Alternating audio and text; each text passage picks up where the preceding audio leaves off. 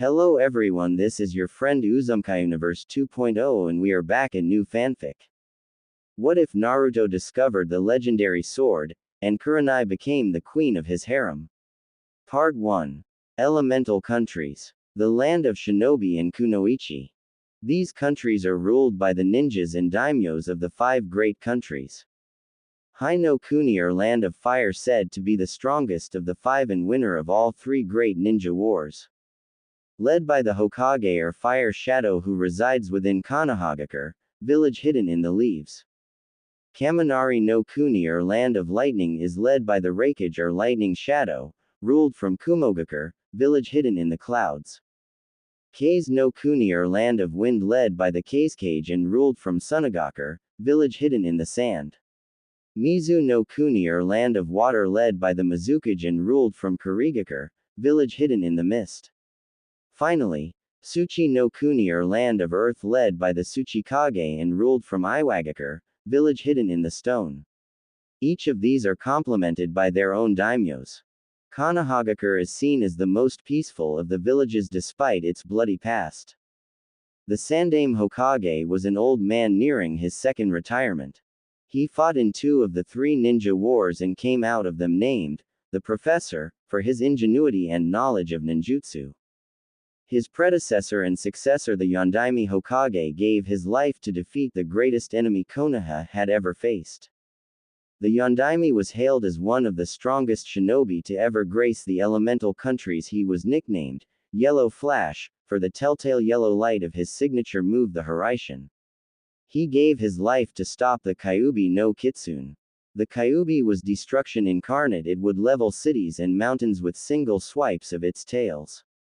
This brings us to the start of the life of Naruto Uzumaki, the Jinchuriki of the Kyuubi.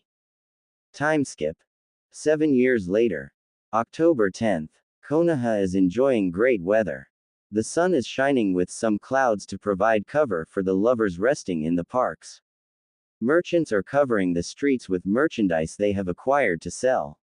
Overall, a very pretty day for everyone except one boy, though he is only 7 years old. Naruto Uzumaki is scrounging in the garbage cans behind the Akamichi barbecue restaurant. He stands at a mere 3 feet despite his age.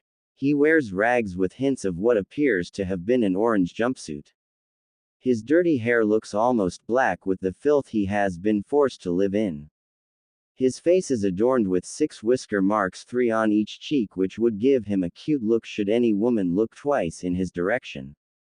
Underneath his rags, the sight of a malnourished and underfed body can be seen, along with numerous scars. The thing that would capture any traveler, for any native would not look long at this boy. The very sight of this boy's eyes can cause the soaring of a person's soul or the flinching of a person's heart. When the boy is happy, his bright blue eyes would bring joy to all who would care to look. When he is sad, the people would flinch away from the hurt, the sorrow, the loneliness reflected within the boy's eyes. Naruto always scrounges around here on his birthday because they have the best food in town. He thinks of it as treating himself on his most miserable day of the year. He giggled when he thought of his treat. Most other stores would run him off even if it was the trash cans, but the Akamichis would leave him alone most of the time. Naruto was hurrying through the food to eat so he could go to his hiding spot before night fell.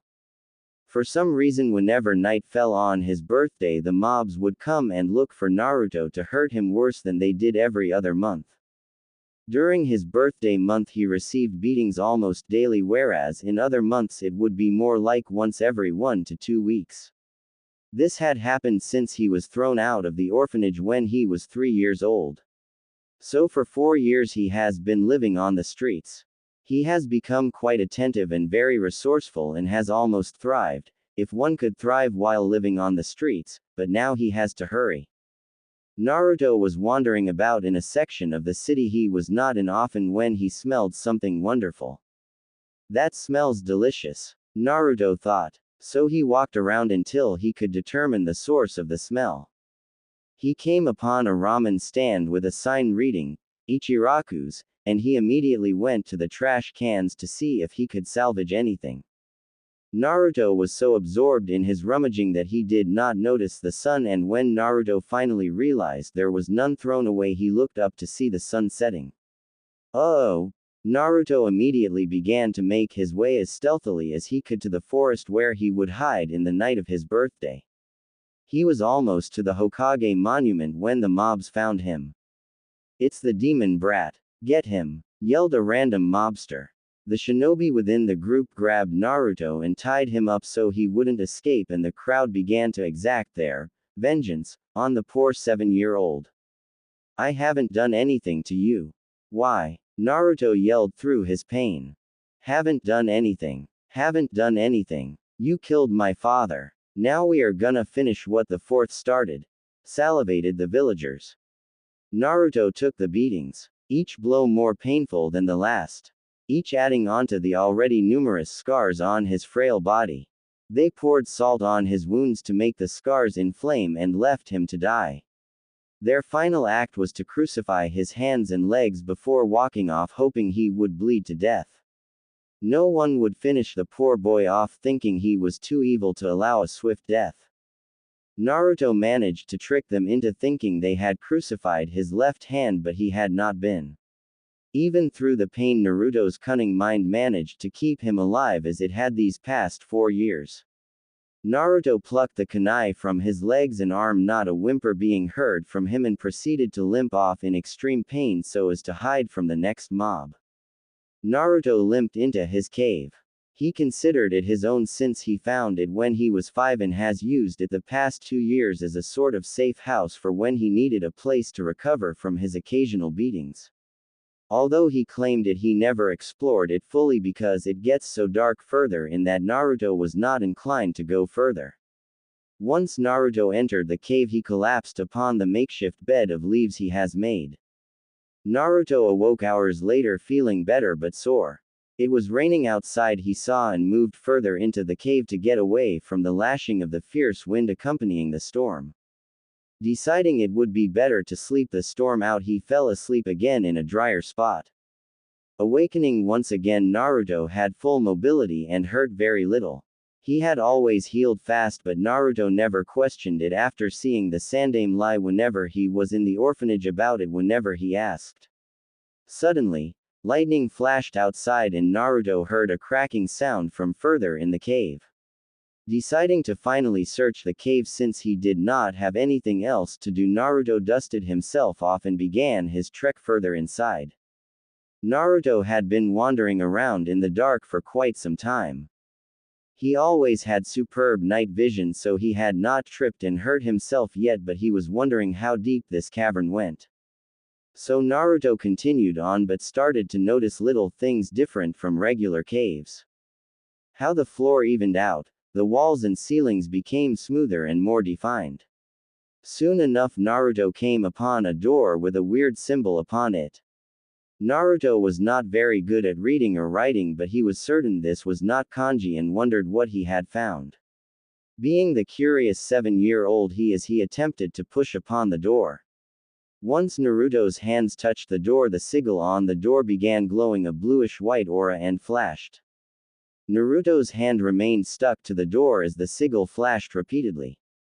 Naruto was reviewing his entire life up until this point. The ignorance of the villagers, the matrons at the orphanage not feeding him, seeing the old man, living in squalor and filth for 4 years.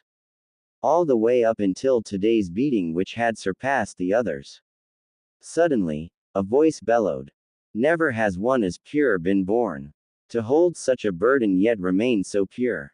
You may pass. The doors swung wide and Naruto's eyes widened in their sockets at the blast of air that blew past him. Not at the strength of the blast but of the smell. It smelled of fresh rain, of the springtime flowers and of honey. Not of musk and death as one would expect of such an old cavern. Naruto stepped into the massive cavern to see stone pillars reaching the ceiling many stories higher. Lighted orbs lighting the pathway all the way to a raised dais. Naruto began his walk through the underground cavern, not noticing the wind pick up around him and shooting gusts into the dark. When Naruto reached the dais, he could feel the ancient entity standing guard over the stairs leading to the top. The figure spoke in that same calming yet yelling voice. "What brings you here, young one? I was simply looking for a place to sleep away from the villagers. I did not want to be hurt any longer and decided to explore the rest of this cave since the storm is too fierce for me to return to the village anyways." Naruto responded in wide-eyed fascination. The figure looked at Naruto and spoke, "If you had power, what would you do with it?" Naruto's eyebrow furrowed. He thought long before trying to answer the entity. While the blue-eyed person thought the entity was impressed. He showed wisdom well beyond his years, even considering his lifestyle, and was not brash like many before him. Finally, Naruto spoke. "I would make it so no one could hurt me. Only to protect yourself would you seek power." The specter spoke again, seemingly frowning. "And so that when others recognize me I could protect them.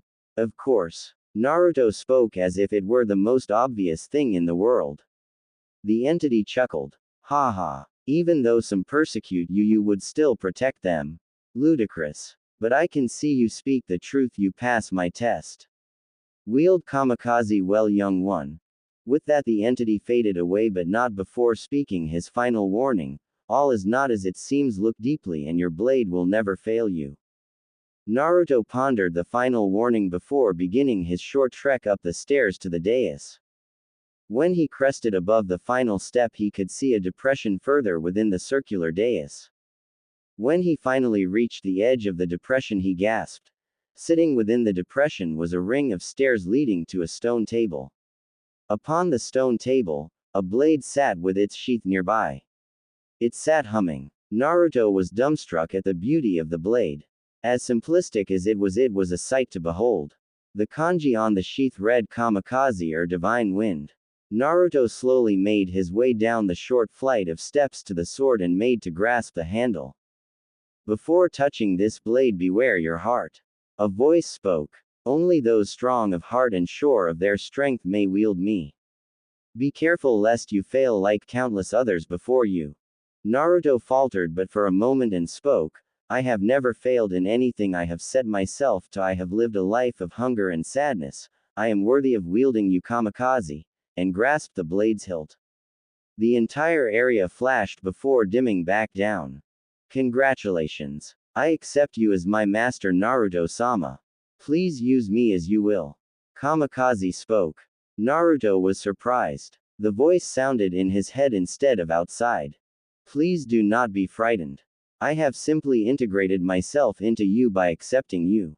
No one else may wield me unless both you and I deem them worthy. However, only you will be able to wield my full potential. You are the first to ever gain my power. I am honored to be in your service, Naruto-sama." Naruto was stunned. He just gained a beautiful blade, but he did not know how to use it. He could finally defend himself against his enemies when they would attack.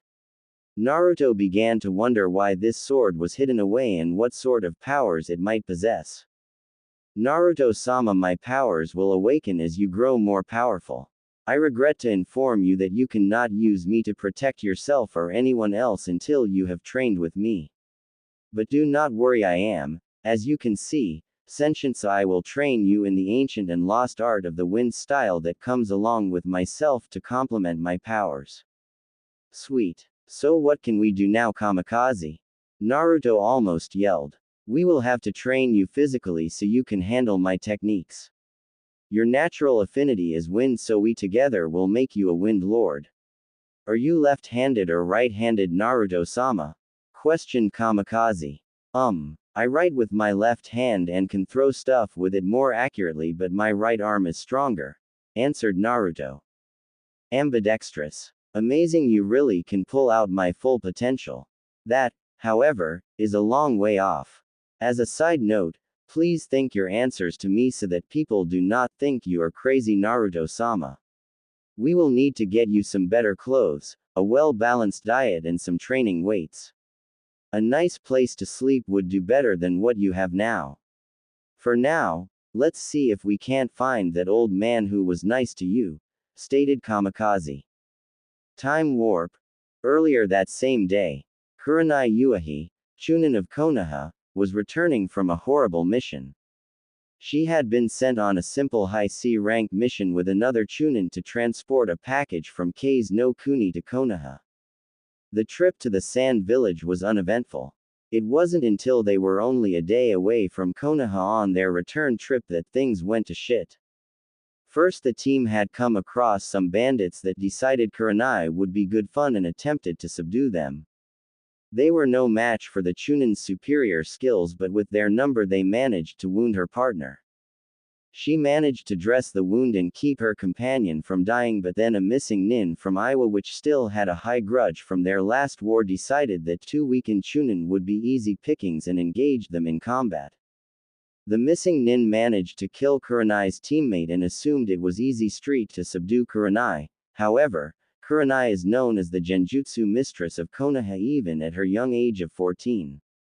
She was the foremost Genjutsu expert and would not be taken down easily.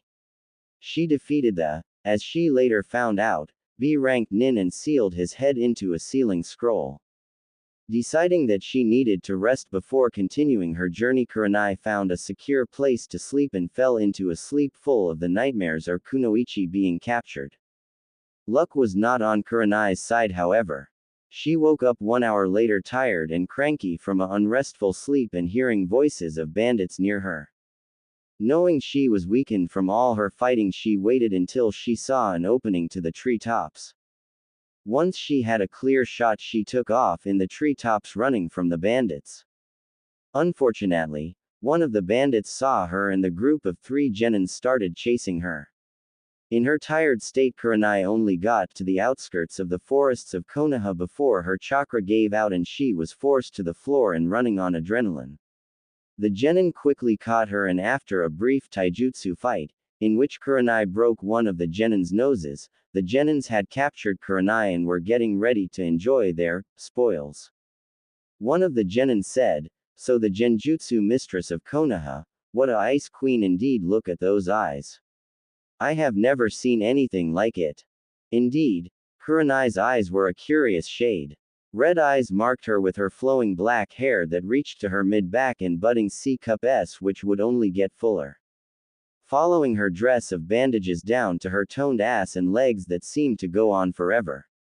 Kurenai was one of the most sought-after women within the village, however she had turned down advances for the exact reason that she is about to be raped for. They only wanted her body. Kurenai thought, shit, of course I have to come across perverts left and right today. This is the 3rd time for Kami's sake. Can't there be any decent men left in the world? If you're gonna do it, just get it over with. Kurenai then spat in the genin's face. All of the genins gained a malicious smirk on their face. Don't worry, you're gonna enjoy this by the time we are done.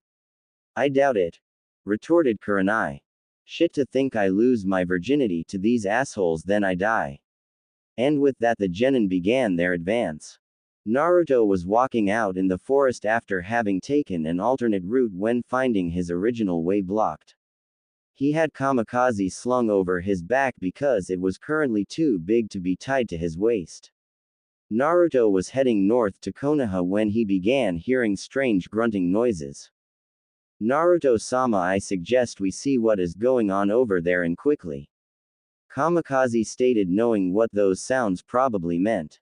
Marking how urgently Kamikaze said it, he drew Kamikaze slowly so as not to make too much noise and gripped it tightly before moving forward.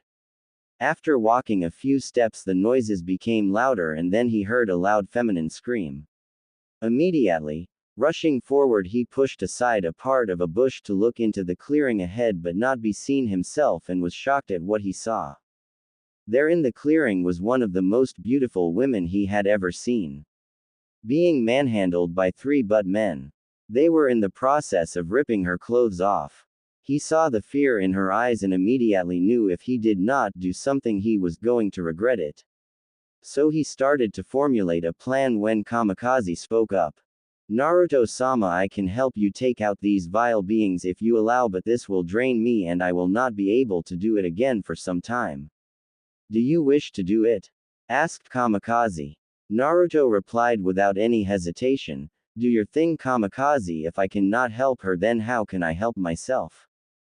Kamikaze hummed in response and told Naruto, indeed you are the correct wielder for me. You know nothing of the other person yet you are willing to sacrifice your power for her. Astounding. I shall grant your wish. She will be saved. With that being said, Naruto's eyes changed.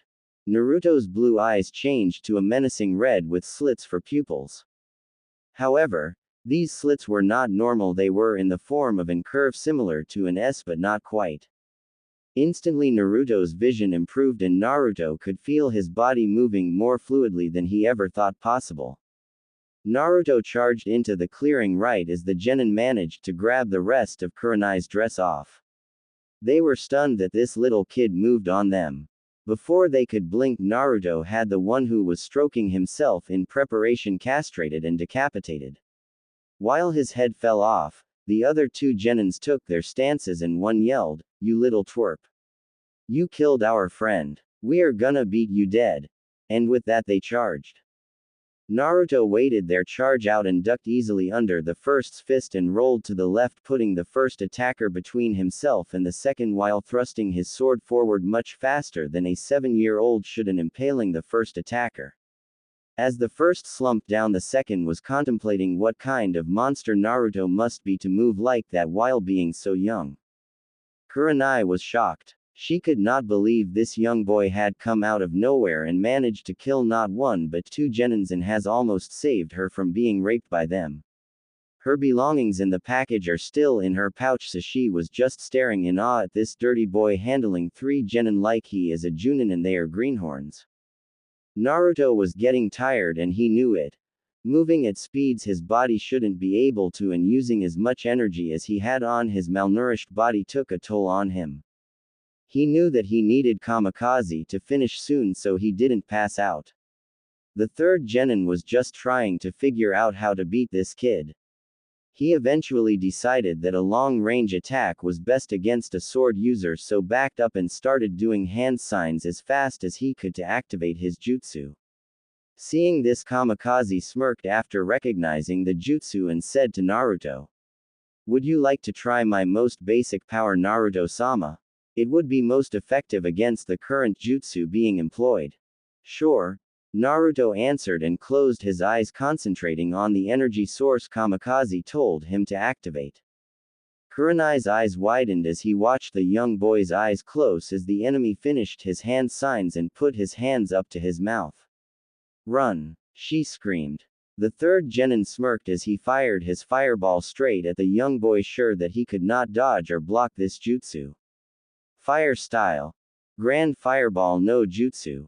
Naruto concentrated solely on the energy source, barely heard the goddess call or the enemy's jutsu. He finally found it and pushed it into Kamikaze. Kamikaze smirked, if such a thing was possible, and said, "Release the energy, Naruto-sama, and call out your attack."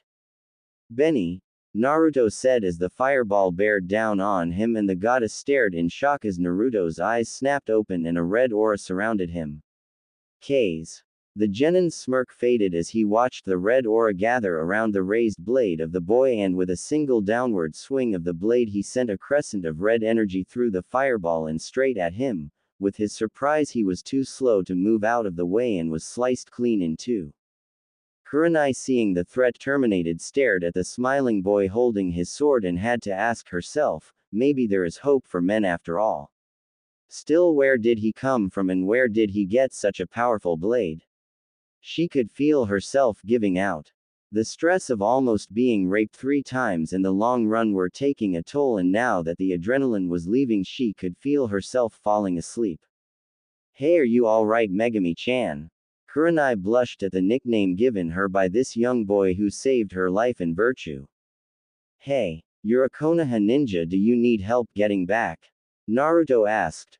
"My name is Kurenai Uehi, Chunin. I am returning from a mission, but I can feel myself going out. Please take me to the Hokage and don't forget my belongings," she said as she pointed towards her pack. Then she fell forward unconscious. The last thing she remembers is 6 whisker marks on the boy's cheeks and him managing to appear right next to her as she fell forward. Naruto saw Kurenai fall forward and rushed to grab her. He was tired, but he would persevere for her sake. He laid her down and took the rags off his chest, which were still pretty tied together, and managed to cover her s and downstairs, as Naruto would say. He wondered how he was going to get to Konoha without hurting her. He could not just leave her here. So, using his cunning mind again, he lashed together some big branches with strips from the dead guy's clothes. He took all their weapons and scrolls and loaded them up with Kurenai and started to drag Kurenai on the sled to Konoha. Time skip. 3 hours. Edge of Konoha. The Hokage had finally gotten out of that damn office. His only reprieve from there had been when he checked in on Naruto when he would be brought into the hospital, but he never had the time to stay until the boy woke. He got regular reports from Anbu watching him at the orphanage, but something had been fishy of late. Naruto was looking skinnier and unhealthy. He was considering getting Naruto an apartment to live by himself while he was enrolled within the ninja academy. The Hokage sighed. Ever since that damn law 4 years ago, in which the Hokage had 3 times the paperwork, he has not been able to keep as close an eye on Naruto. Yes, the reports do say he has been doing okay, but that is only from reports, no actual interaction. He finally got that damn law revoked, and he would be damned if he let Naruto be by himself any longer. He was walking around the edge of the forest to calm his nerves when he heard a rustling in the bushes. Hiding his kunai under his robe, he waited while watching the bush. Waiting. Out from the bush came a boy around Naruto's age with black hair and blue eyes. Wait a moment. Yes, there they were, the whisker marks on his cheeks. Naruto! The old man exclaimed. Then he took in the rest of what he carried, a sword slung across his back. A sled carrying a exhausted but otherwise unharmed Kurenai, packs from what appeared to be other shinobi, and rags covering his body. The Hokage's eyes narrowed seeing all of this together. I believe we need to have a talk, Naruto. Hi Oji-san, Naruto said as he fainted weak from 3 hours of pulling a teenager and being underfed. This is only the beginning. The poll is to figure out if the harem will proceed or not. I have the girls picked out from previous poll. It will stay active until I finish the 3rd chapter, and then when it has been finished I will stop the poll and whatever has won will be used. The poll takes about 10 seconds. Please give me some feedback. I love it when an author responds to his viewers' opinions, so I will try to respond to yours. If you have a suggestion or want to see something, put it in the review or PM me, I will try to work it in. If not, sorry. Disclaimer. I do not own Naruto or his affiliates. I do own Kamikaze, my own OC. The quality of a man is not measured by his possessions but by his love for others, myself. Chapter 2: Explanations and Reparations. The Hokage rushed to stop Naruto's fall and managed to catch the black-haired boy before he hit the ground. The Hokage sighed. What happened to you, my boy?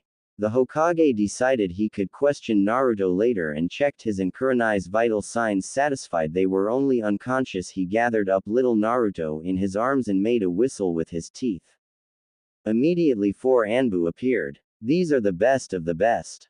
The Hokage's personal guard that leaves him at no time and switch off with 4 others. Kneeling in front of the Hokage, they await their orders. They answer to no one but the Hokage himself.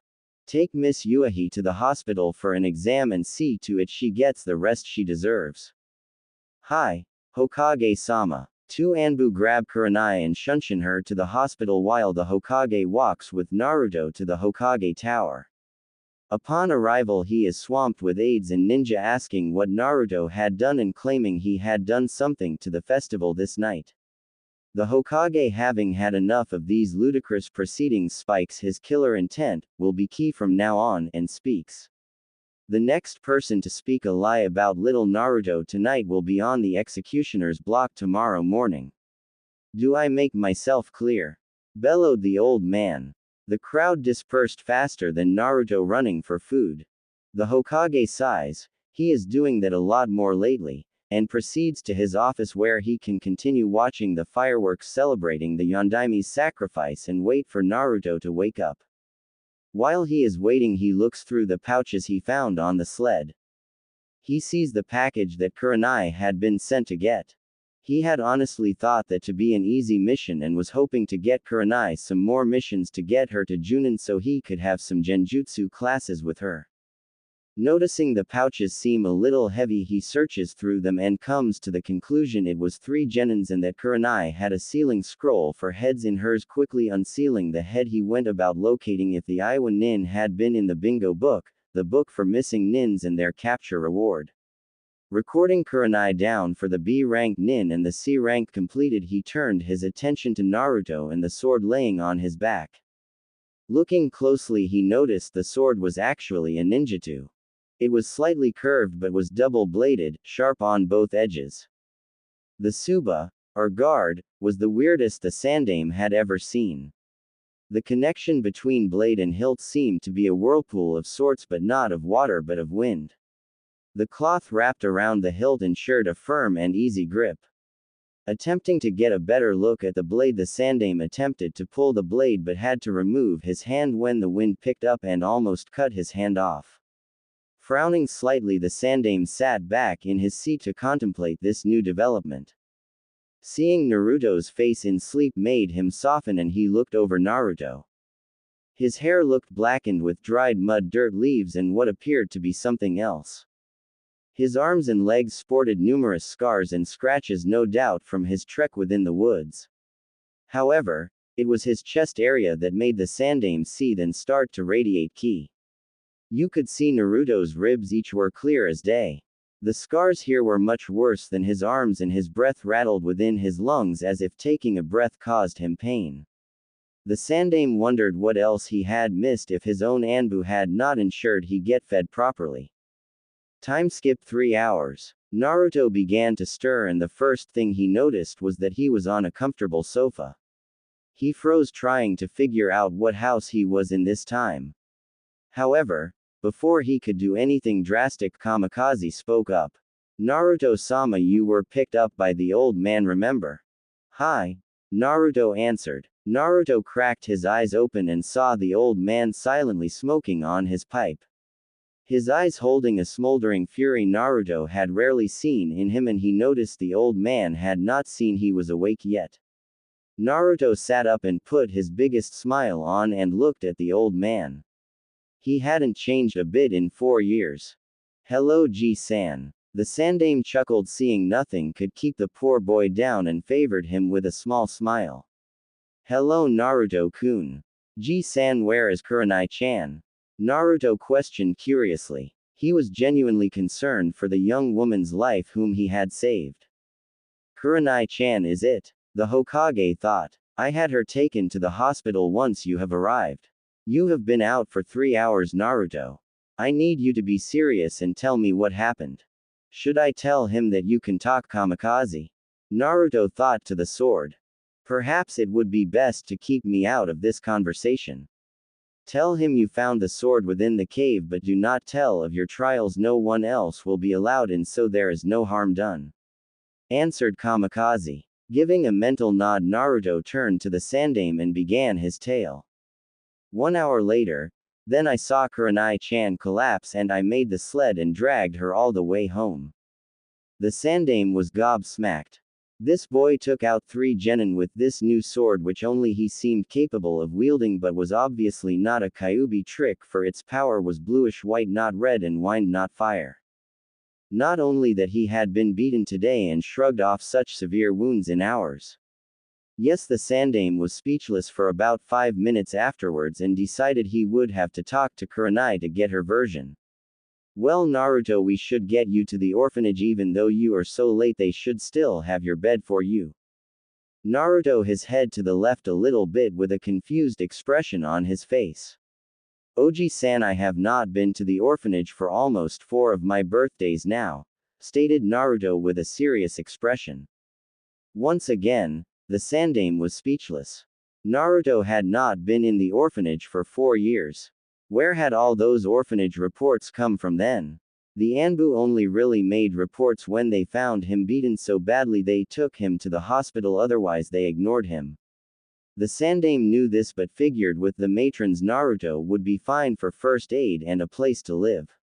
Naruto, where do you live right now? How do you get food? Dreading the answer. Oji-san, I have a nice corner of an alley about 3 blocks from the wall and a cardboard box that keeps the rain out. As for food, the restaurants and all groceries kicked me out, so I scrounge around the dumpsters when I get hungry, and on my birthdays I manage to get some barbecue from the big people's trash can. Naruto explained. A single tear fell from the Hokage's eye as he heard of the horrible life his adopted grandson had been living. He should have been in a loving, caring environment. Instead, the council and villagers, even some of his own shinobi, had ruined his childhood. Steel came to the Hokage's eyes as he contemplated what he would do in the coming days. His will of fire rekindled at the injustice of Naruto. He was going to ensure Naruto got what he deserved.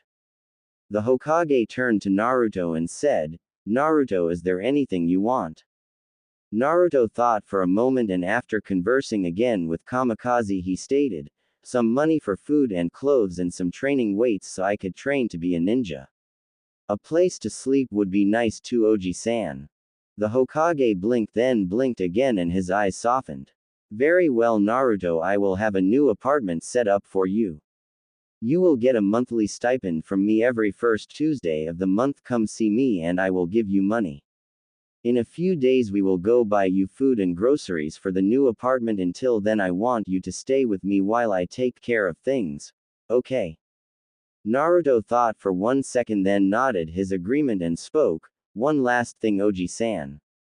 Anything else, Naruto?" the Hokage asked. "Yes, please do not tell Kurenai-chan who saved her. Inform her that it was a random swordsman who simply wanted to help," Naruto said. The Hokage's eyes widened at the request and at the thought-out excuse, and then narrowed. "Why?" the Hokage asked. Naruto responded, "I see how the villagers and shinobi look at me. I know not why they hate me so, but a beautiful woman such as Kurenai does not need to have such hate thrown on her for simply trying to thank the one who saved her. I do not need her thanks and I do not want her pity.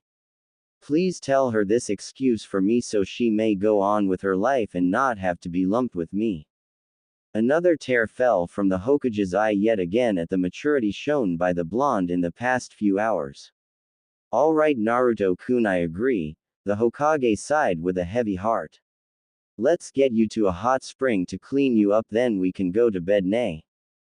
It took 2 hours of scrubbing to get Naruto's hair back to its golden blonde color, and Naruto managed to clean his wounds. After crawling into the first bed in 4 years, Naruto fell into the most peaceful rest of his entire life. Safe under the Sandame's watchful eye. Time skip. Next morning, Kurenai woke within the hospital. What happened? I feel horrible."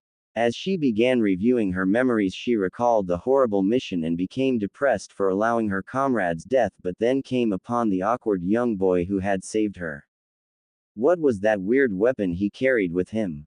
That strong, ferocious aura that exuded from him as he was enraged from those bastards' actions. She wondered where he went. He was an interesting person and he obviously got her home. Finally, she shot up, wondering where he might be. Seeing her heart rate increase and all the beeping on the machines went crazy, Kurenai managed to calm herself down so as not to have doctors rushing to her. She relaxed as a nurse came in and decided to get some information. "What time is it and when did I get here?" questioned Kurenai. The nurse softened her gaze upon Kurenai's questions and answered, "You were brought here late last night. You must have been quite exhausted to have slept through the night and well into the morning. It is my understanding that you ninja are up early and sleeping till almost 10 in the morning is a little late for you." Kurenai was a little shocked at how long she slept, but guessed after everything that had happened in the past few days she was a little more exhausted than she thought. After coming to this realization, she questioned, "Who brought me here and when can I be released? I must make a report to Hokage-sama." The nurse expressed some surprise at the first question and answered, "You were brought here by the Hokage's personal guard Anbu, and you should be able to check out around lunchtime once the doctors have cleared you. You weren't really hurt, just a few scratches and some chakra depletion." Satisfied with the answer, Kurenai laid back to wait for the doctors to release her. 2 hours later, Kurenai was on her way to the Hokage Tower to deliver her report and inquire as to where her savior had run off to. She felt a need to at the very least thank him and find out his name. After a short time of talking to the secretary, she presented herself before her commander and saluted him. Noticing the room surrounding her, she noticed the 4 pictures of the previous and current Hokages as well as the sofa with accompanying table for drinks or leisure. The big wooden desk with its back to the most impressive view of the village besides the top of the Hokage monument. The Hokage watched as Kurenai went through the motions of greeting him as according to their stations. He was curious what her story would reveal. "Hello Kurenai, how are you feeling after such a rough night?" Kurenai answered, "I am fine Hokage-sama. Thank you for your concern. Should I start my report now?" With a simple wave of his hand, the Hokage motioned for her to continue. About 40 minutes later, then I introduced myself to the young man and asked him to please get me to you and that I was going to pass out. Now here I am. Do you by any chance know where the young boy is so I can thank him for his efforts? The Hokage's eyes flashed sorrowfully before responding. He was a wandering swordsman who left town this morning saying that he expected no thanks for saving such a woman as you. Saying that rapists are the lowest of the low and that the only worse beings are child beaters. Kurenai was stunned and it showed on her face for a full 5 seconds before she regained her sense and stopped her thoughts. She was sure the boy would want something in return, but he just helped out of what appeared to be the kindness of his heart. He then left before even seeing if she would do anything. She felt a pang of sadness at not being able to thank the boy. Then she started to think about him and became suspicious. There couldn't be that many swordsmen with whisker marks on their cheeks, and she resolved to find this boy and find out more about him. The Hokage, sensing the direction of Kurenai's thoughts, said, "He asked that you not seek him out to thank him and simply to move on with your life and try to forget such a traumatic experience. He did check on you before he left the village and wished you well in your life." Kurenai hid her shock this time well but still had steel in her red eyes as she replied, "Very well Hokage-sama, thank you for relaying his message." The Hokage nodded as he continued on his work. "Kurenai, the missing nin you brought in was a B-ranked nin and you will be compensated for the mission as well as the nin because your swordsman brought the package along with you." Kurenai responded, "Thank you Hokage-sama, if that is it, I must be going. I have a prior engagement that I hope I can still make."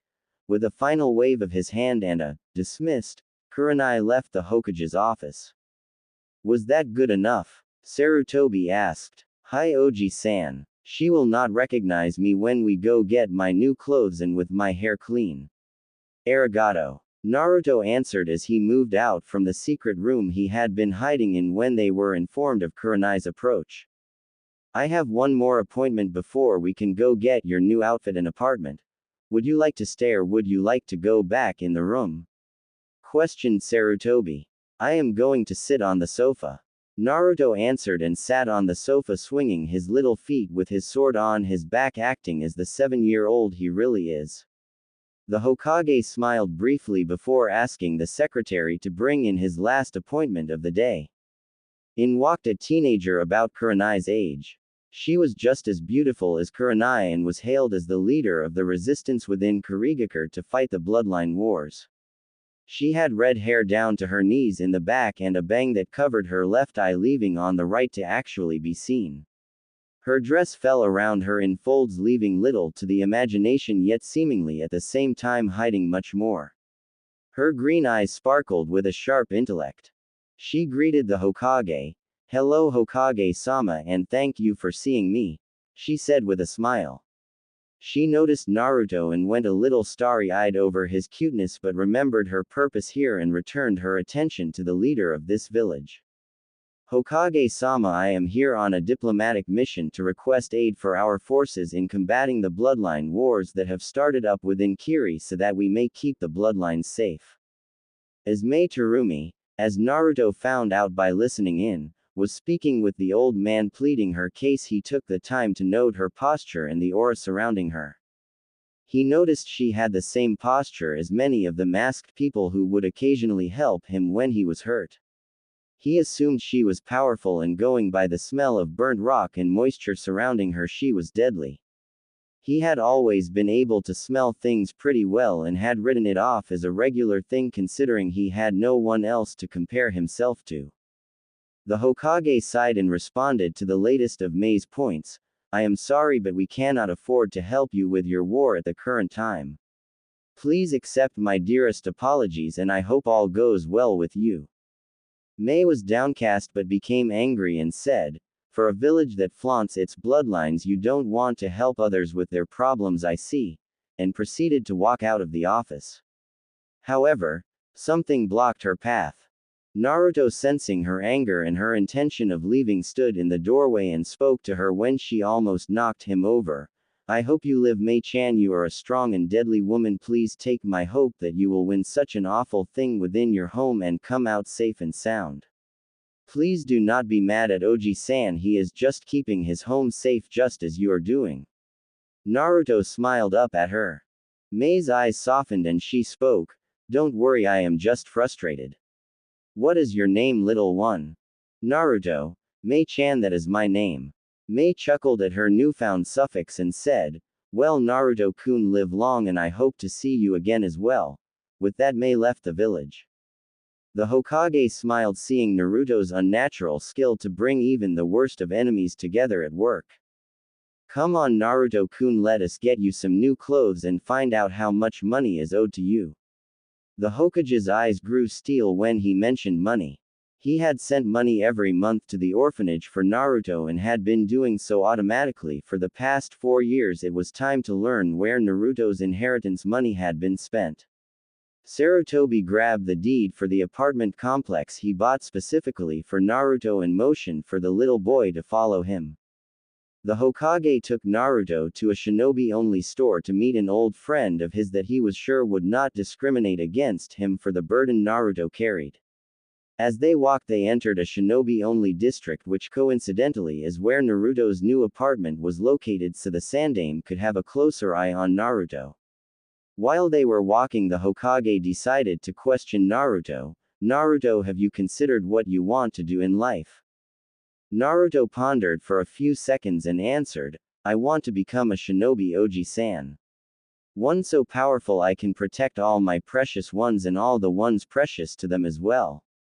The Hokage's eyes softened and he replied, then I shall have to send you to the academy, Naruto.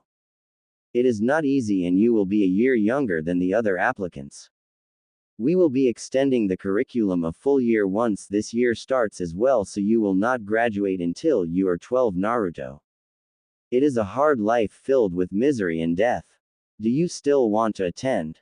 It hurt to be so brutally honest, but the Hokage had to be sure Naruto wanted this, because even though he could do many things should the council wish it, Naruto attending the academy could prove to be hard to negotiate. The council has gained too much power as of recently, and it would take years for the Sandaime to revoke some laws and get the Hokage's power back in the correct hands. Naruto responded without hesitation, I will become the most powerful shinobi to protect the people I consider precious. Then let us get you what you will need for school. It will start in a few months and you need some supplies to go.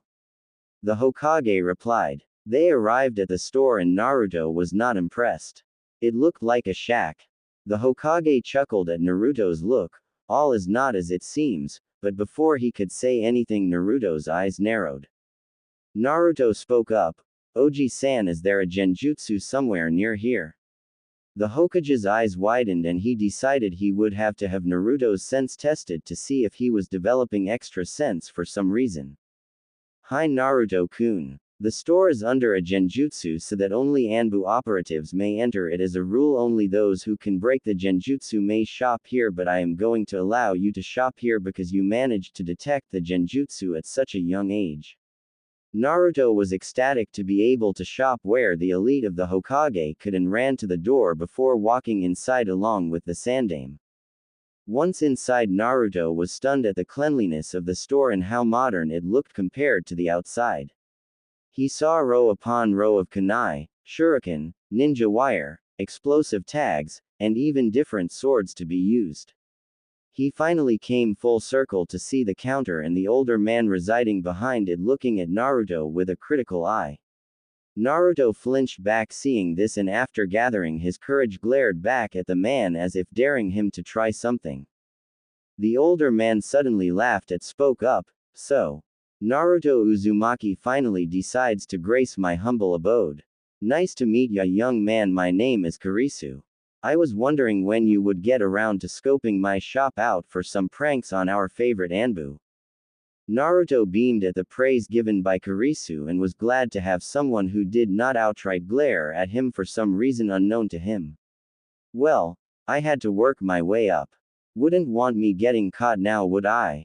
Kurisu chuckled at Naruto and said, "You my boy are going to be great, I can see it. Especially with the sandame behind ya. Pick up whatever clothes you need. I will get your academy package ready as I can guess you are attending the academy and we will work out what will need to be paid for. One last thing though, what are you doing with such a blade?" Naruto responded with complete awe and respect, "Well, Kurisu ni-san, I found this blade named Kamikaze in a cave not far from town.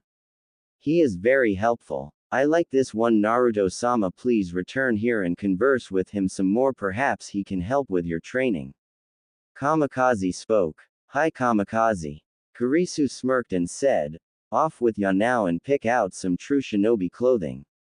I have your weapons ready with your return and some new books." Naruto walked off within the store and browsed around. After a little time figuring out what he wanted, he finally picked out some basic Anbu-style clothing to last his training and figured he would buy another set of clothes when he graduated. So garbed in regular Anbu issue clothing, he emerged from the clothing room no longer in rags. With his hair hanging longer than normal making its way down his back. He made his way back to the counter after throwing away the rags. When he stood before the counter, the Hokage and Kurisu both were very pleased with his choices and Kurisu spoke up, "Very good. Most your age would go for flashy colors but you chose practical stuff. Here's your academy set, but I have real kunai and shuriken that will be ready to use when you reach the appropriate skill level. The books are standard academy issue with some notes scribbled on the side by real shinobi. I keep very few books here, but the ones I do are more educational than anywhere but the Hokage vault. Now for payment, let me see." Naruto waited with bated breath while Kurisu started ringing things up with his register. "Tell me boy, where will you go to shop after you are finished here for your shinobi needs even while in the academy?" Naruto was a little taken aback but replied, "I would like to shop here Kurisu ni-san, if you don't mind, that is." Kurisu pondered for a moment and said, "Then think of this as an investment. Should you shop here for the rest of your life, I will give you all this equipment and will only sell you the best equipment from now on. What say you, Naruto?" Naruto responded with tears in his eyes. "Hi Kurisu ni-san. Could I get some more sets of these clothes?" Naruto asked. "Of course Ototo." Naruto's eyes widened before hugging the older man and being sent on his way. The sandame knew he had picked the right place to bring Naruto and knew that Kurisu would keep an eye on him. Should his Anbu fail, the sandame decided to show Naruto his apartment and let him get settled while he would go track down the orphanage to gather his money. So while he led Naruto to his apartment, he was taken by surprise when he noticed Naruto now wore a mask similar to Kakashi Hatake. Now the sandame was known as the Professor for a reason and instantly deduced that this was to serve two purposes. 1. Keep the villagers from recognizing him so fast without his whisker marks Naruto stood out far less. 2. Keep Kurenai from learning his identity and being persecuted. He smiled at Naruto's ingenuity and came upon his apartment. "Here we are Naruto. This apartment is yours. Here is your key and don't lose it, okay?" Naruto's eyes widened as he took in the spacious living room that he now owned. It contained a built-in sofa depression area, one with a flat-screen TV and a fireplace for cold nights. A king's chair, too, as well. Across from the entrance another doorway led to a small kitchen with a stove, oven, microwave and refrigerator. The pantry and fridge were stacked with healthy foods for Naruto to recover on. On the opposite wall of the TV a small hallway led to two bedrooms, one slightly larger than the other with adjoining bathroom and a hallway bathroom for guests. Naruto's eyes watered yet again as he took the sight in and hugged his Oji-san before he tested the rug within the bedrooms and sofa depression. Naruto, I need to take a short trip and when I get back we can go get dinner, okay? Sarutobi said. Hi Oji-san. Naruto yelled as he enjoyed bouncing on his new queen-sized bed that was like a lake for Naruto's little body. Naruto-sama, I suggest we take another bath to finish the process from yesterday and get ready for dinner. We will have to check that book you took for training. Naruto remembered that he took a book of seals written by his hero, the Yondaime, to help him while hiding as Oji-san talked to Kurenai. Naruto smirked. Hi kamikaze. The Hokage shunshine to the road leading to the orphanage that Naruto stayed at previously. He could feel his anger increasing in waves but he held it down so as to get what Naruto was owed. He walked into the orphanage and asked to speak to all the matrons since the little ones are eating dinner. All of the senior staff, the younger staff were hired after Naruto was kicked out, were assembled. The Hokage spoke, where is Naruto Uzumaki? I did not see him with the other children. The matrons paled. They had been told the Hokage would not have time to see Naruto until he was 8 and could be thrown out of the orphanage for being too old as he would be attending a school and not the orphanage's problem anymore. But now here the Hokage was a year early and none of them knew where the boy of 4 years missing had gone. Hokage-sama, that boy is sleeping upstairs. He needs his rest after all. He is tired from his long day. The Hokage could feel the ire rising and said, then one of you take me to him. I have an important matter to discuss with him. Trying to stop a disaster, the eldest of them there said, Hokage-sama, could it not wait for a few days so that the boy could sleep? Surely it is not so important as to awaken the boy. The Hokage finally had enough. Why can I not see Naruto? Is it that you do not know where he is? The matrons flinched. The Hokage spoke in a calm, deadly voice. No, you know not where he is because none of you have seen him in 4 years, have you not? For 4 years you have neglected to tell me you have lost the boy I had placed in your care. 4 years you took his money without giving it to him and have used it to buy others things he would need to survive. You will find all of his money and return it to me by the end of the day. I do not care if you must sell your personal belongings or your bodies to accomplish this task. It will be done or I will have you executed in the village square for child abuse. You owe me a total of 15,000 ryu, 3. You will have it by the time I return or you will suffer the consequences. Do I make myself clear? The matrons shivered at the key being exuded and simply nodded before rushing off to their bank accounts to scrounge up the money they had been stealing for 4 years. The Hokage shunshine to Naruto's apartment and, finding him cleaned up, took him to eat at the Akimichi restaurant Naruto had told him he treated himself to, on his birthdays. Naruto ate as ravenously as he did the night before and was content. Returning Naruto to his home after having walked around the village for a few hours. He shunshined to the orphanage for his final act of the night. The matrons were waiting for him with the money in an envelope. He checked the money and said, very well, you will keep your lives. The collection let out a sigh and smiled, thinking that was the extent of their punishment. However, you are all fired and will be sentenced to life in prison for no less than 15 years. Snapping his fingers, the matrons were all escorted away with looks of shock on their faces by Anbu.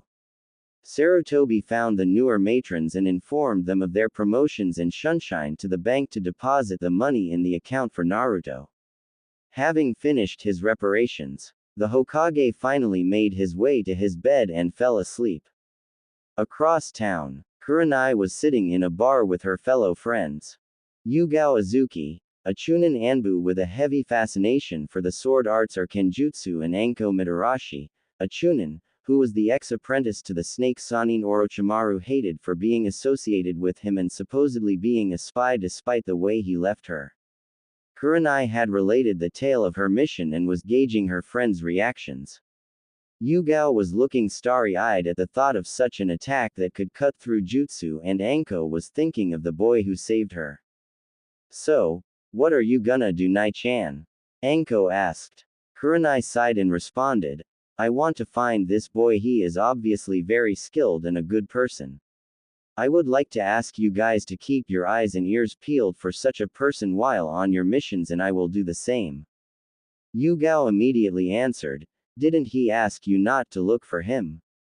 Kurenai answered, "I don't wanna apologize to him, I just want to find out if he really helped only out of the goodness of his heart." Yugao said, "Well, count me in, I want to find out what attack he used." "It sounds amazing." Anko replied, "Me too, I want to see what kind of person would do such a thing." Kurenai sighed and said, "Thank you guys. I am getting tired of all these perverts going after us just for looks. We will find this guy, and who knows, maybe he will stay here in Konoha if he turns out to be good." Unfortunately, none of the women would hear anything about this mystery boy for almost 6 years. Now, if you want some more explanations or you are confused on something, feel free to PM. I usually do something for a reason, so if you are confused about a character's actions, please do not go ranting in a review, just send me a PM. I do read my reviews and am proud to say flames have not been made. Poor Naruto and Choji. For flashy techniques. The Benika's Crimson Wind attack makes no noise, has a red tinge to the wind that is flying towards its target. It is not overly flashy. Kurenai simply noticed it from how it cut through the fireball and followed the path, noticing the red. Naruto's attacks are made from wind that in itself makes it stealthy, because the only thing changing is the air density to denote the attack. As for Kyuubi's chakra, you will have to read and find out why Naruto's attack was crimson. Saying this now, Naruto holds back in the practices at school in his second class to not draw attention to himself, will explain more later. The other class sees him as dead last because he failed the previous year, not because his grades are dead last. That is Kiba. Naruto cannot use his sword or speed within the classes because of fear of the council. He is wise enough to notice that. For what they are wearing, look them up in their normal clothes unless I specify otherwise. Give thanks for what you are now, and keep fighting for what you want to be tomorrow. Fernanda Miramontes Landeros. Chapter 3, Training in Academy Times. Time skip 5 years. Naruto cracked his eyes open and beheld his apartment. 5 years it had been since he acquired Kamikaze, and he began his training under the Sword Master. "Good morning, Kamikaze." "Good morning, Naruto-sama. How are you feeling after last night?" Kamikaze replied. Last night he had stepped up his training to figure out why he could not do that blasted Bunshin no Jutsu. Kamikaze had said that it was because he held too much chakra and could not fine-tune it enough yet to make the clones. It was like putting your finger in front of a fire hose. "I am fine, thank you, Kamikaze." Naruto responded as he reviewed his training exercises. He knew the leaf floating, tree climbing, and water walking exercises and could do them all while combing the leaf floating with the other two, but just could not seem to control his vast chakra reserves enough. Deciding to ponder it later, Naruto got up, stretched, and made his way to the kitchen to eat breakfast before going out in the dark, since it was only 5 o'clock, and running his usual laps around Konoha before the populace gets up and sneers at him. He had used the same morning routine after getting settled within his new apartment. He would wake up each morning around 5 o'clock, do physical training, running, push-ups, sit-ups, and stretching while winding down. He had learned the exercises from Kurisu. Kamikaze had been right. Kurisu was a retired S-rank Anbu. He was feared in many small countries but kept a low profile so as not to attract attention. Kurisu gave him the control exercises, stating that, With your chakra reserves you are going to need them. Naruto was a little surprised but accepted Kurisu's help yet again. He had bought all his clothes and supplies from Kurisu and was surprised when the Anbu just accepted that he was a fixture there. When one customer sneered at him, Kurisu threw him out and told him to inform the rest of the ANBU to stay away if they cannot act civil. Needless to say, because Kurisu's store was the best, rivaled only by the Higurashis, none of the Anbu complained, and some actually came to like the blonde when he wasn't pranking. After training himself into the ground for about 5 hours, he would sit down and review some of the chakra theories and history taught in the academy until lunchtime around noon. He would eat lunch made by himself, after learning how to cook again from Kurisu, although Kurisu's foods would always be spicy. He would train with kamikaze in the wind style. The style was not so much a style as it was a way of moving. Being one with the wind was the theme of the style. A few set stances, but it was a style meant to be flowing and erratic. You would react to your enemy's moves and expound upon the basic stances. It required a heavily agile body, unmatched reflexes and speed. Power was not necessary, but the training Naruto went through increased his strength to a respectable level for his age. Naruto's creative mind would, as Kamikaze put it, within battle cause a strategist to cream his pants with one glimpse of his thoughts. After training with Kamikaze, he would wind down with a look through the book of seals he had borrowed from the Hokage, whom had not seemed to notice the book was gone. The most ingenious seal that Naruto thought had ever been created, the resistance seal. The resistance seal, when applied correctly, would make it seem as if walking through air was as if walking through water. It would apply resistance opposite from the way you were moving to build up muscles and reflexes, making it the perfect seal to use for Naruto's styles. Naruto made sure not to overmake muscles so that he could remain agile and fast, not being weighed down by bulky muscles. The seal seemed to almost know this, and Naruto's body was streamlined like a runner. Not bulky but hard muscles lying underneath the skin. Recently he had realized he was probably the fastest person within the village when he removed the levels of his resistance seal. This seal surpassed the gravity seal because it did not weigh down on the body, thus it did not prevent growth, which Naruto had already been lacking. Naruto now stood at a proud 4 feet 10 inches, one of the tallest of his age group. Even within his current class he was taller than almost everyone else. In his class few had what it took to be ninja, and even of those only 3 stood out as actually making it. Tenten Higurashi, one of the only non-fangirls within the academy. She could hit a moving target from across the training field. It was easy to see she would become a weapons mistress. Naruto took an interest in her for her love of sharp pointy things, but she had never seen his sword. He was not allowed to bring it to school. Rock Lee, although being dead last, definitely had the guts and determination to be the taijutsu specialist he was training to become. Just looking at his hands proved his dedication. Finally, Rookie of the Year, or as Naruto called it, stick up my ass, Neji Hyuga, acclaimed prodigy that was able to master the Jiyuken, the Hyuga's fighting style. Naruto had stumbled across the modified caged bird seal that the Yondaime had been trying to make, and after gathering some materials started to expand upon it. Once he became a genin, he was rather sure it would only take a few months to make a seal that would allow that rift to be bridged. Naruto made his way to school for the genin test that he was to take today. It was finally the day he would be able to make genin and get further training in the ninja arts. Kurisu had given him some low-level jutsus to learn, but nothing with kick enough to do anything besides causing some minor discomfort to other shinobi. He had mastered many of the wind jutsus fast, just as Kamikaze said he would, and could not seem to get really anything above AD rank fire jutsu. Fire seemed to be out of his grasp, though wind and surprisingly lightning seemed rather fond of him. Unfortunately for him, both of those types of jutsus were in short supply in the land of fire, and he wound up with only 3 C-rank jutsus and nothing above it. Although 2 of the jutsu could be upgraded to AB rank if he pumped more chakra into them, though he wasted a lot of chakra doing so. Naruto arrived at the academy and took his normal seat as the rest of his class filed in. He ignored the opening speech from the teacher and took his test when it was handed to him. He scoffed at the questions they were asking. Honestly, could anyone really fail this test? Turning his test over and closing his eyes, he took a nap while waiting the 45 minutes for the test to end. After that, he went to the target practice and waited in line to be called up.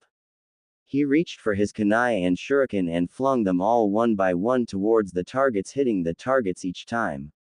Next, he went to the taijutsu sparring mats and stood in front of a chunin that scowled at him.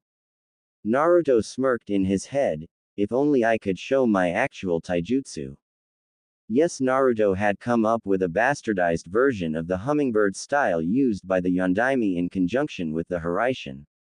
The book he stole seemed almost like a journal of Yondaime's. It had clues to the actual katas but not a comprehensible amount of data, so Naruto used what he could. His mind came up with a style based upon it, and it was as deadly as the hummingbird style if he did say so himself.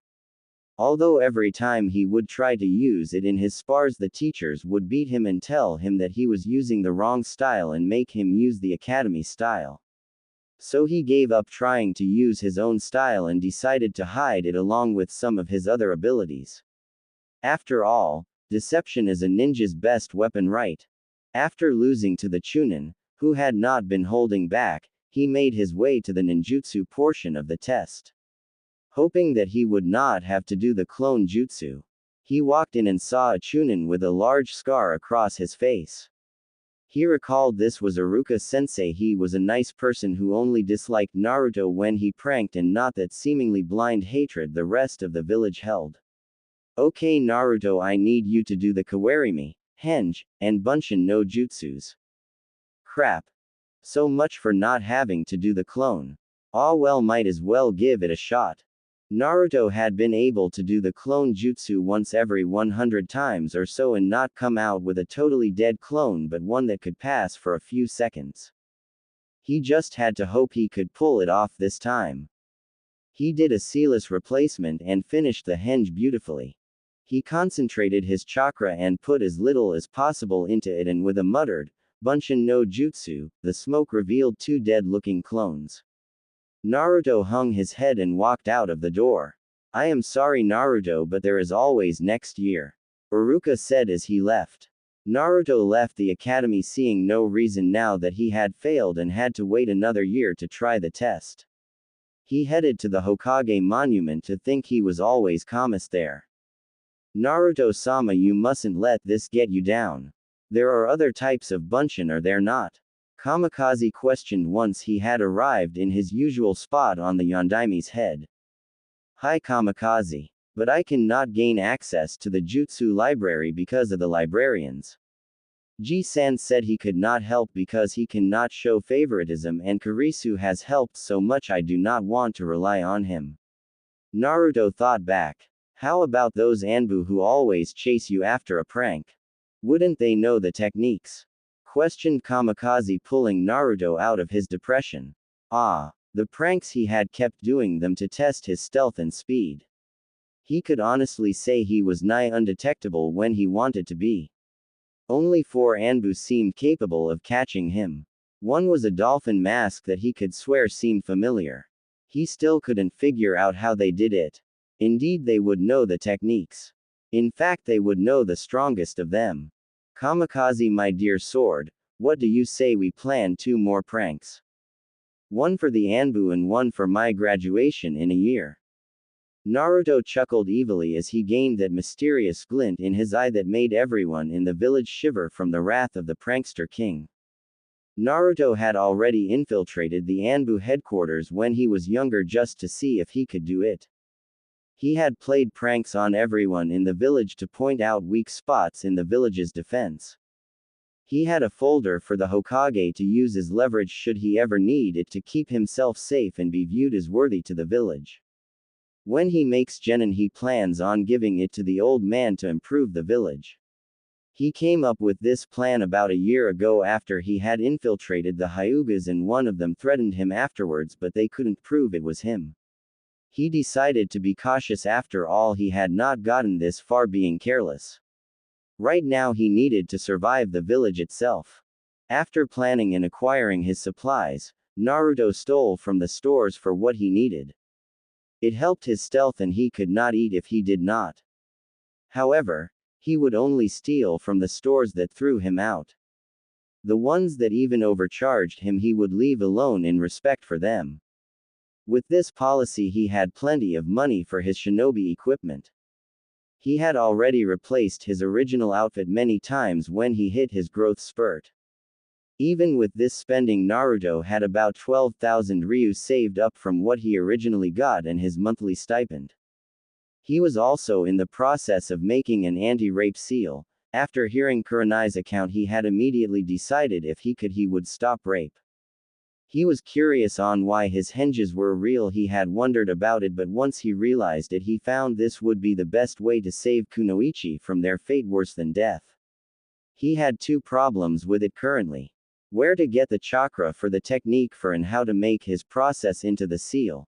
He almost had the seal done but the chakra was proving a hard thing to find. He figured once he could figure this out he could market it and gain money in a honest and very good way. Naruto snuck along the rooftops in his prankster outfit. He wore his usual Anbu attire but he had a few additions and a better mask. The mask covered most of his face and changed his hair back to the black color. He carried his kunai and shuriken, blunted just to make the chasers, if there were any, try to dodge, and if they failed it did nothing more than bruise. Naruto never threw it at a person's face, so the only danger was a male. He never had to use these unless those four Anbu found him.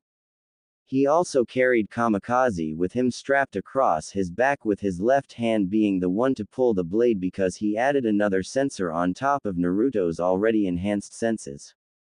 He had been tested by the Hokage for enhanced senses and had found out he owned senses rivaling the nin dogs of the Inuzukas, that's better than the Inuzukas themselves. He was about a block from the Anbu headquarters when Kamikaze spoke up. Naruto-sama, there is a team returning to your left. Naruto nodded, having sensed them almost the moment Kamikaze spoke up. He hid in the shadows and watched as they entered the compound. Naruto had stumbled across this place a year ago and had located the two guards always posted there rather easily. One guard was across the street drinking from a bottle of whiskey that was expired about 10 years ago. The other was always sitting in the all-night cafe eating the same dango and reading the book that went out of style about 3 years ago. Naruto snuck past the guard's watchful eyes and reached the roof of the compound. Naruto had managed to steal some basic blueprints from the records office while he had been visiting the old man. So he knew the library with the jutsu was located somewhere near the baths, oddly enough. The exhaust system to keep the scrolls fresh and the baths were connected. Naruto found the vent leading into the compound and slid himself into the tight space. He had hanged himself smaller than normal so he would not make that much noise. It was risky to use even this little amount, but he would make way too much noise if he was his usual size. He managed to crawl all the way to the hallway leading to the library. He avoided a few traps but did not want to risk going in through the ducts to the library for fear of advanced traps he might not be ready for. So after checking that the coast was clear he dropped down and released his henge to stop his chakra output. He made his way to the library and opened the door. Wow, not much security What Naruto didn't know was that the Anbu were getting a new commander tonight and most were at the naming of said commander. He quickly located the Bunshin section of the jutsu. Ah, here we are. Naruto looked at the collection and wondered why he hadn't thought of this earlier. Quickly grabbing the last scroll titled Kage Bunshin no Jutsu, he copied it down with a jutsu he had learned from Kurisu. Kurisu did this for any popular scroll, it copied the scroll from your original to the blank scroll. Rolling the scroll back up, Naruto decided to take a few seconds to check the lightning section and the wind section if he could. He found a few B-ranked lightning and 2 B-ranked wind. Deciding he had overstayed his rather generous welcome, he snuck back to the hallway and made his way to the changing rooms. He put sneezing powder in all of the masks there, first the males then the females, and turned to leave when the door opened to the shower. Heat rolled into the changing room as Naruto turned around to face the person who had caught him. His breath caught in his throat as he beheld the beauty standing in front of him. She had purple hair down to her mid-back.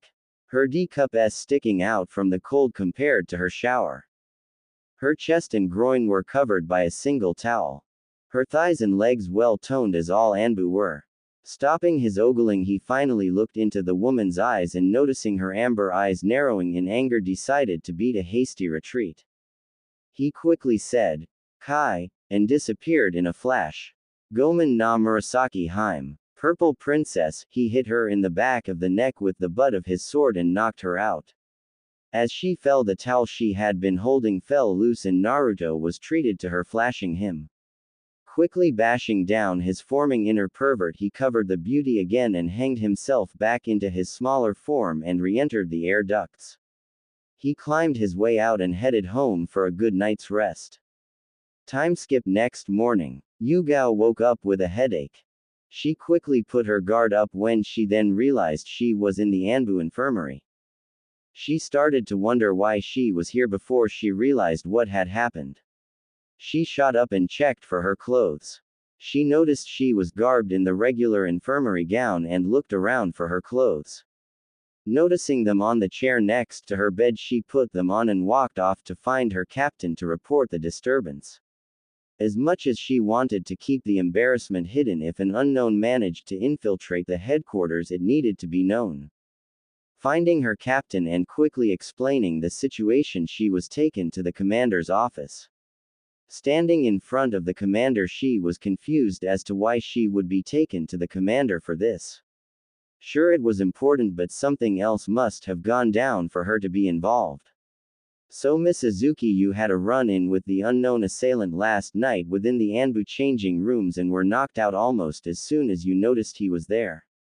"Hi." The assailant had black hair, blue eyes, was about 13 to 15 years of age, carried a shuriken and kunai pouch on his left leg and had a sword resting along his back.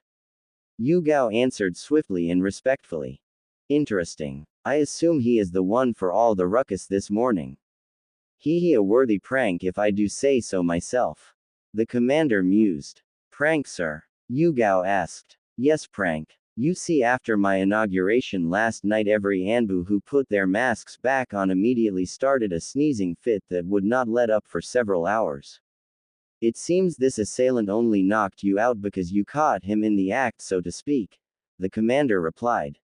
"You are dismissed, but if you ever catch this young man, please give him my thanks for brightening up the ANBU's days. It has been many a year since I have had such a good laugh." Yugao saluted and left the room, getting her cleaned mask back, and was wondering how she could catch such a worthy person. That sword was no toy, it was radiating power, and he radiated skill that should not be found in one so young. She was excited in finding this guy. Now that she thought about it, that sword seemed familiar for some reason. After pondering it for a bit as she walked back to her apartment, she came across the hilt of the blade. Wait a minute. Black hair, a sword with a swirl on the hilt. This was Kurenai's swordsman. But why would he be pranking the Anbu? He was supposed to be a wandering swordsman. Putting that out of her mind now that she thought about it, his eyes did flash red when he disappeared. She was sure this was that boy. Now she had to tell Kurenai that he lived here now and that he had gotten better. She was to meet Kurenai and Anko tonight anyways. Perhaps she could spar with him. Time skip. That night, Kurenai was in good spirits. She was due to take the Junin exams in 2 months and her genjutsu had never been better. She kept finding these random notes that would give her good ideas to come up with good genjutsus. She was now ranked A high B ranked ninja. Her body had filled out and she could tell she still had some more growing to do. Her S were C cup bordering D cup. She had grown taller, but only really in the legs, so her S seemed a bit bigger than they actually were. She was still the Ice Queen of Konoha. Only one person had she found decent enough to date, and that had been Asuma Sarutobi. She was still seeing him on and off, but she could not see doing anything past being friends at this point. She walked into the bar she and her friends always met at. She was looking forward to seeing Yugao. She had been so busy with Anbu lately they had rarely any time to hang out.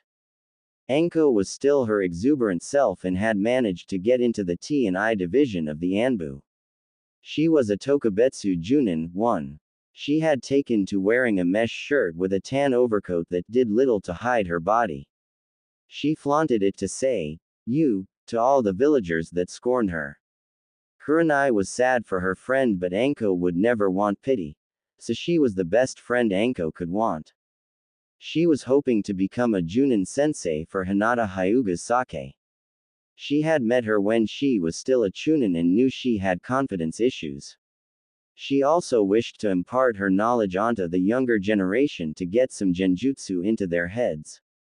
If she passed the Junin exams in 2 months, she was going to request a team.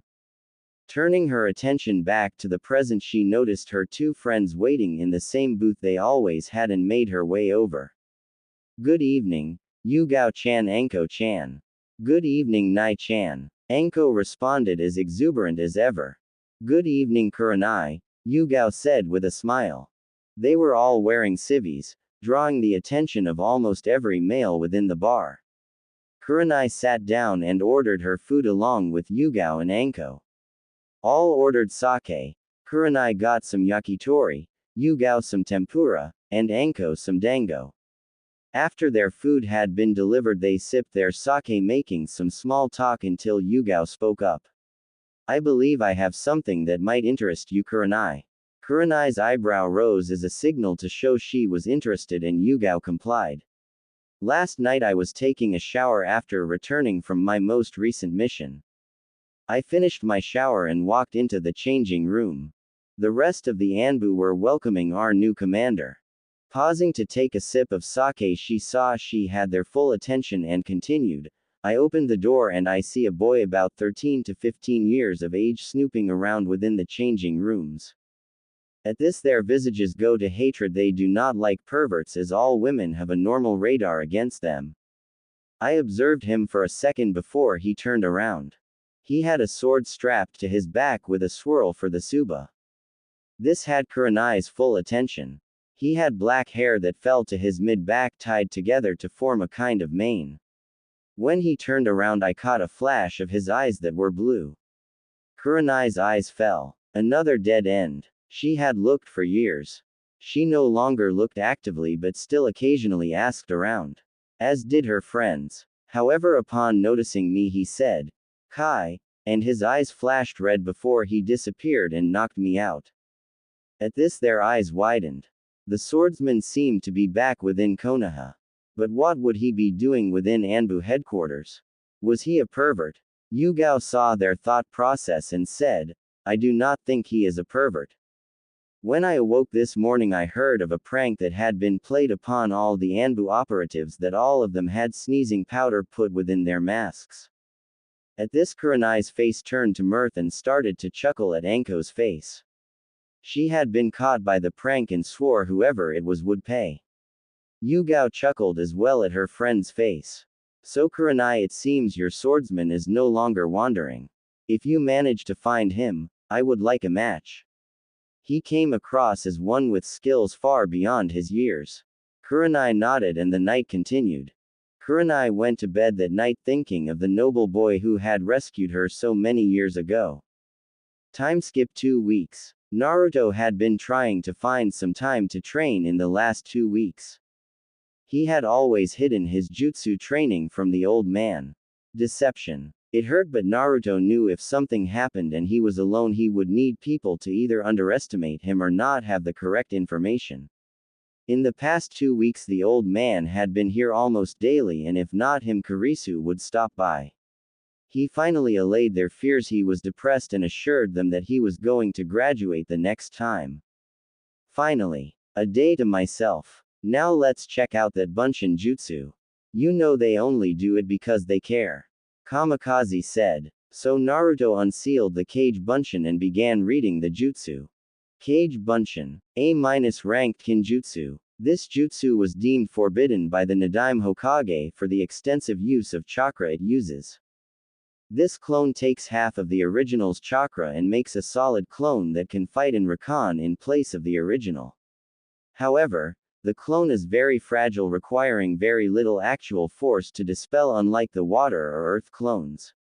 Everything learned within the life of the clone is transmitted back to the original and all remaining chakra is returned.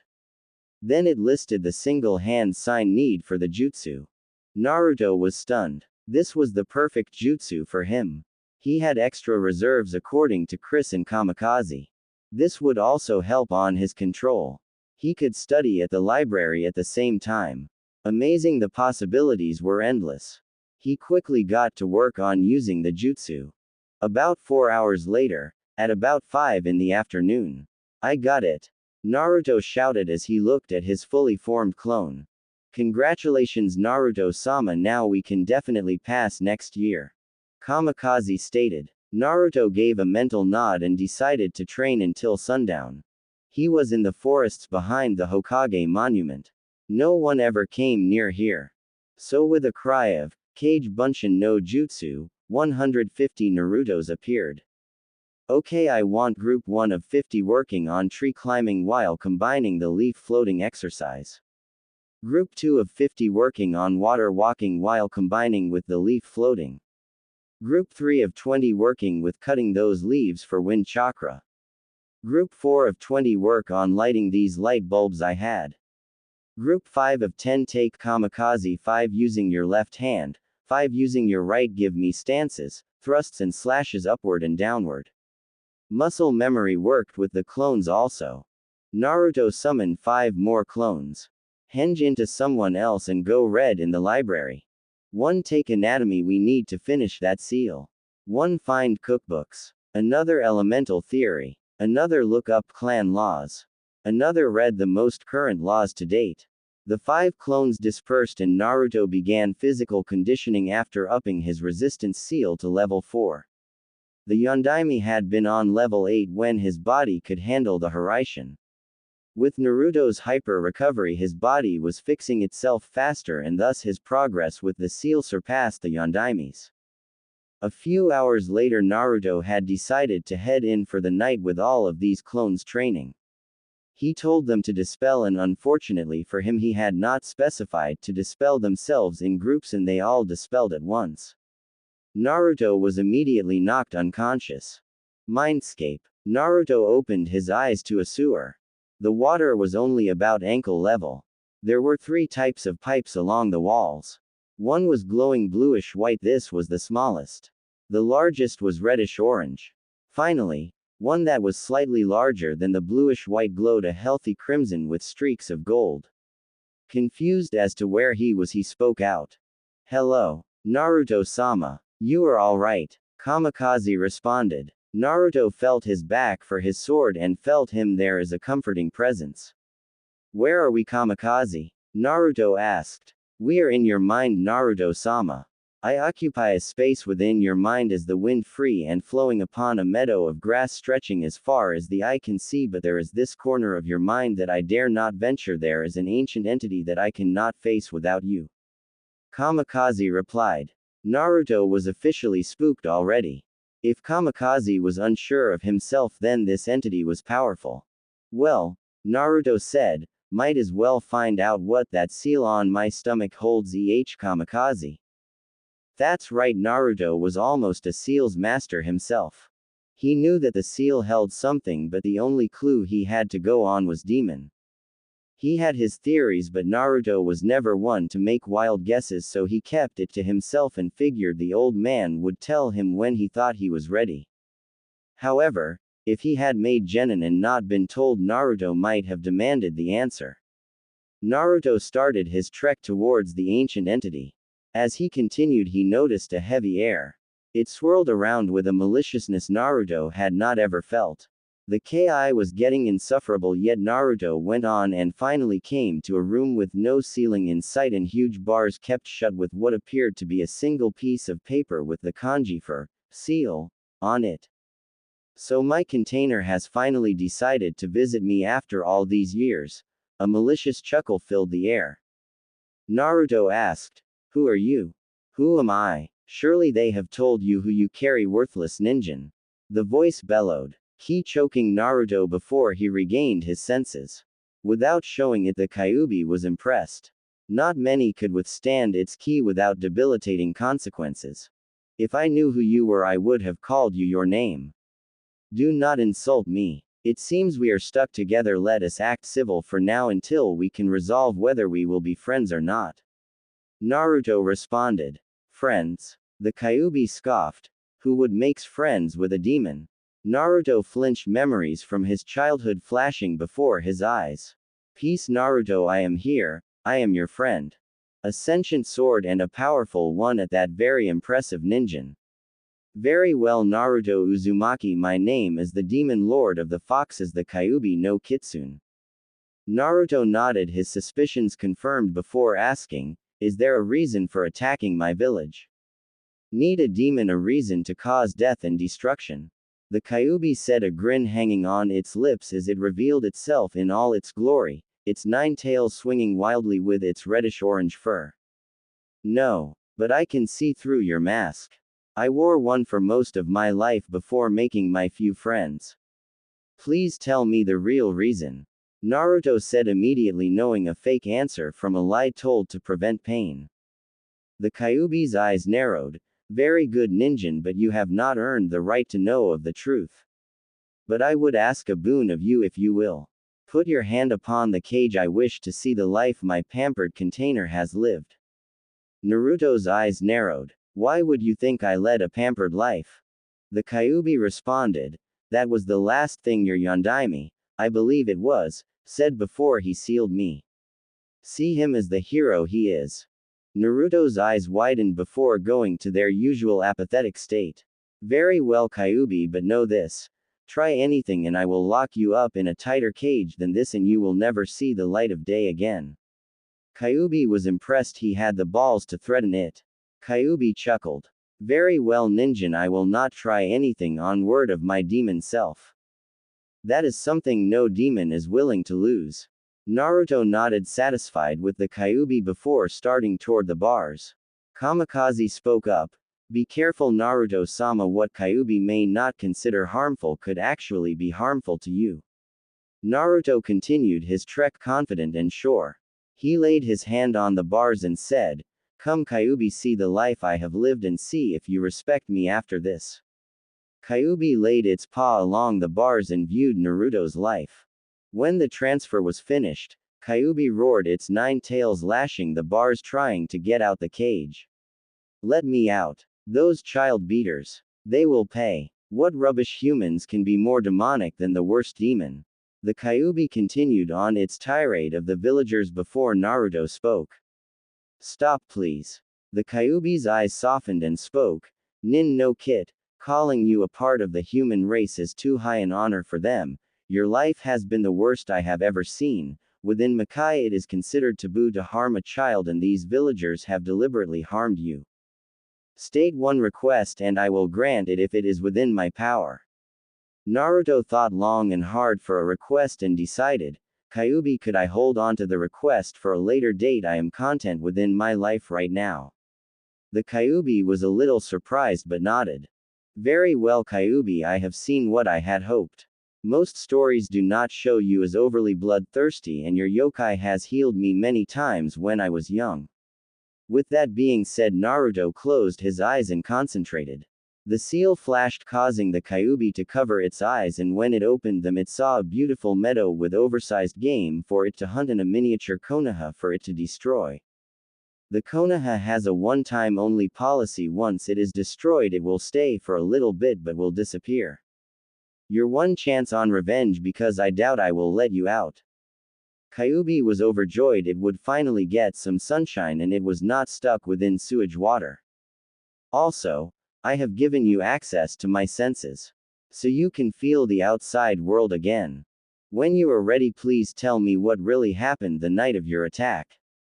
The Kyuubi noticed that trees now represented the seal and they acted as bars to separate it from him. The Kyuubi nodded and Naruto sat down to wait until he woke up. As Naruto faded away some time later, Kamikaze returned to the wind and spoke to Kyuubi without Naruto hearing. We have an amazing master, do we not, Kyuubi-sama? Kyuubi simply looked at the wind before curling up and catching the first sunshine it could in 12 years. Time skip 1 year. Naruto thought about all that had happened in the past year. He had mastered the Kage Bunshin and used it to increase his control. He had learned about weapon balancing and was currently in the process of learning to use kunai, after which the final was Senbon balancing. His chakra control was still shot, which he learned that was due to Kyuubi's chakra being inserted into him. Kyuubi could do nothing about this, but in return for this knowledge of why the Kyuubi was feeling a bit weaker, it taught Naruto a small demonic genjutsu which hid Kamikaze's notable feature and kept it so that not many villagers would look twice at Naruto, making it seem as if Naruto was unimportant. Naruto had been relieved when it worked because he was scared that the Anbu operative might be friends with Kurenai, if only you knew, and wind up putting Naruto in a mess. Naruto was a little suspicious at first because of the Kyuubi actually offering to help, but Kyuubi had made it a point to say not to expect this often and that having access to his sense more than made up for it. Naruto also noticed a sharpening of his senses even further than before, and when questioning Kyuubi it simply replied, "It must be a side effect of me having access to yours." He had gotten put into Iruka-sensei's class. It was filled with clan heirs. He had read all the most recent laws of Konoha so he could not be blinded-sided by the council for their blind hatred. Kyuubi had asked if Naruto held any resentment at all and he replied, "A bit. I am not sure how to completely forgive them for being simply idiots, but that is also why I can almost not blame them. They are simply too ignorant to see past their hurt." Naruto was mainly angry at the villagers for denying the last wish of a Hokage.